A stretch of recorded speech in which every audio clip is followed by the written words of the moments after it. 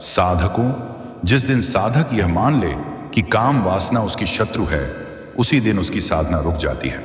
और जिस दिन वह यह समझ ले कि काम ही वह अग्नि है जिससे सिद्धि का स्वर्ण गढ़ा जाता है, उसी दिन उसका वास्तविक पथ प्रारंभ होता है। प्रिय साधकों, आज हम उस विषय पर प्रवेश कर रहे हैं जिसे अधिकांश गुरु छुपा लेते हैं, जिसे शास्त्र संकेत में कहते हैं और जिसे अनुभव बिना बताए साधक को जला देता है। विषय है काम वासना और सिद्धि का संघर्ष। अध्याय 1। काम वासना केवल देह की नहीं, ऊर्जा की पुकार सामान्य मनुष्य समझता है।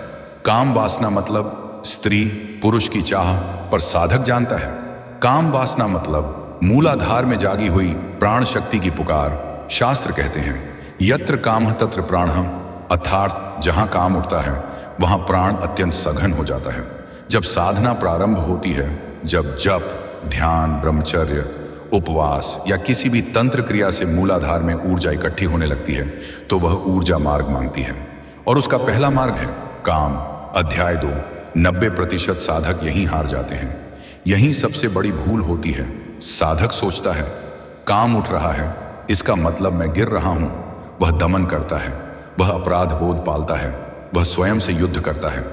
पर सच ये है, काम वासना का उठना पतन नहीं है, काम वासना से डरना पतन है। काम का दमन करने से ऊर्जा ऊपर नहीं जाती, वह और भारी होकर मूलाधार में ही सड़ने लगती है। और फिर क्या होता है?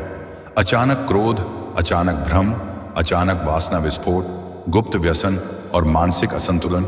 इसीलिए शास्त्र कहते हैं दमन नहीं, दिशा निर्देशन। अध्याय 3।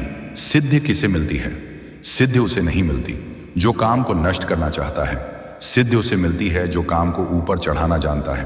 काम मतलब अग्नि और सिद्धि मतलब उस अग्नि से तप कर निकला तेज। अगर अग्नि नीचे जले तो वह वासना बनती है, अगर वही अग्नि सुषुम्ना में प्रवेश करे तो वह ओज बनती है। अध्याय 4।